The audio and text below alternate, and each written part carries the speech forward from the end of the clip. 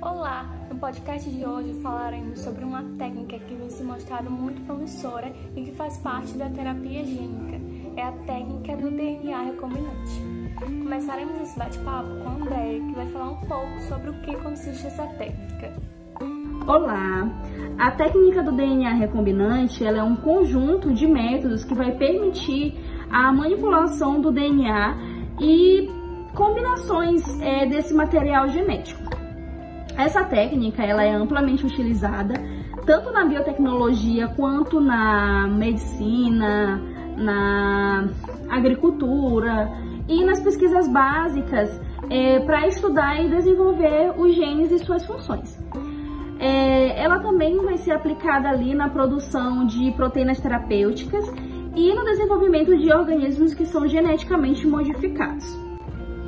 Então, de um modo geral, a técnica do DNA recombinante ela vai envolver aí a extração e a amplificação do gene de interesse, onde ela vai seguir aí algumas etapas, alguns processos, como por exemplo a inserção em um vetor, desse gene de interesse em um vetor, a introdução em células hospedeiras, a seleção de células que incorporem esse DNA recombinante, a expressão dos genes e também a análise para confirmar a presença e a função do gene recombinante.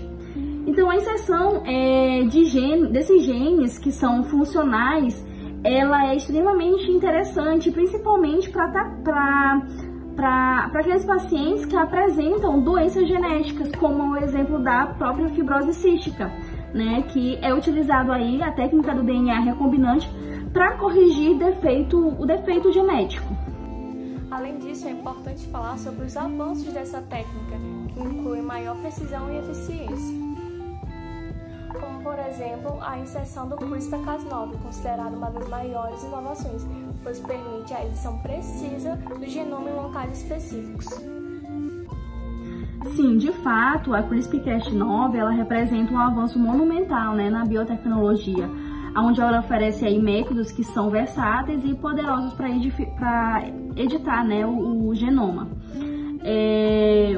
Além disso, além de ser versátil, ela também é barata, Então, a sua aplicação ela é potencial aí na medicina, na pesquisa, na própria indústria. Só que tem um viés, que são as questões étnicas, não devem ser levadas em considerações.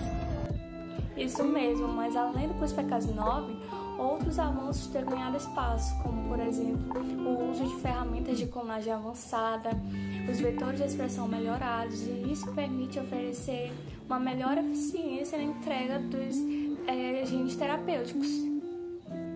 De modo geral, o desenvolvimento tecnológico ele continua a expandir as possibilidades de aplicações dessa poderosa técnica biotecnológica. É muito importante aí destacar o papel crucial que a aplicação do DNA recombinante tem, ao proporcionar aí melhoras, na qualidade de vida dos pacientes e aí, quem sabe, a cura das doenças genéticas como a própria fibrose cística. De fato, a fibrose cística ela é uma doença genética hereditária, autossômica, recessiva, que acomete, apesar de rara, um número significativo de pessoas e que impacta substancialmente a vida das pessoas que possuem o diagnóstico, Normalmente a manifestação dessa doença, ela acontece por mutações do gene CFTR, que é localizado no braço longo do cromossomo 7. Em uma pessoa saudável, esse gene ele é responsável pela expressão de uma proteína com o mesmo nome, que é a proteína CFTR. Essa proteína ela é responsável pela regulação de transporte de água e dos sais minerais para tecidos das vias respiratórias e digestivas. Alterações nesse gene, eles favorecem uma produção de muco 30 a 60 vezes mais denso do que o normal. E pacientes com fibrose cística também apresentam deficiência na absorção de nutrientes, inflamação nos dutos biliares, acúmulo de muco nos pulmões. E nesse contexto, o aparecimento de bronquite crônica e pneumonias de repetição podem ser fatais. Por se tratar de doença que compromete significativamente a qualidade de vida das pessoas, a adoção de algumas técnicas, como a técnica de DNA recombinante, parece esperançosa. Concordo com você.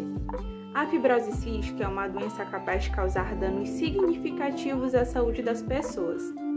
E além desses problemas respiratórios que foram muito bem observados por você, alguns problemas digestivos também podem ser observados. Isso mesmo. Pacientes com fibrose cística normalmente podem apresentar diarreia constante, dificuldade no ganho de peso, deficiência na questão de vitaminas e minerais, além de resistência à insulina. Enfim, uma multiplicidade de problemas, né, que exigem abordagens multifacetadas. Isso mesmo. Por isso que a adoção de técnicas como a técnica de DNA recombinante promete ser a solução futuramente para as pessoas que, infelizmente, possuem suas vidas prejudicadas ao serem diagnosticados com essa doença, com a fibrose cística. A mutação acontece no gene CFTR, localizado no braço longo do cromossomo 7. Esse gene é responsável pela expressão da proteína CFTR, que é responsável pela garantia do correto transporte de sais minerais e água. Quando mutado, esse gene gera a expressão de proteínas defeituosas ou até mesmo ausentes. E isso, é claro, que prejudica esse transporte correto de sais minerais e de água, sobretudo nas superfícies de células epiteliais. Isso também propicia a formação de um muco espesso e pegajoso, difícil de ser eliminado pela expectoração, justamente por ter a capacidade, por ser capaz de obstruir as vias respiratórias. A presença desse muco favorece um ambiente que propicia a proliferação de bactérias, fazendo com que inflamações e infecções se tornem frequentes na vida desses pacientes e por isso sejam mais susceptíveis a um quadro de óbito, por exemplo. O gene CFTR funcional pode ser inserido tanto em vetores virais e não virais, com enzimas de restrição, juntamente com enzimas de restrição e ligases. As enzimas de restrição são responsáveis por clivar o DNA do indivíduo e remover aquele gene mutado. Já as enzimas ligases são responsáveis por inserir aquela proteína, aquele gene funcional no genoma do indivíduo, passando a ser capaz, a partir disso, de expressar a proteína CFTR funcional, possibilitando a garantia da regulação de sais minerais e água. A técnica de DNA recombinante traz abordagens inovadoras para a terapia de pacientes com fibrose cística. Apesar dos desafios que são encontrados, essa capacidade de inserir vetores como o gene funcional tem trazido esperança para o manejo de pacientes com fibrose cística. Por isso que contínuas pesquisas e ensaios clínicos são considerados cruciais para garantir o refinamento das terapias e a acessibilidade de tratamento para os pacientes. Perfeito.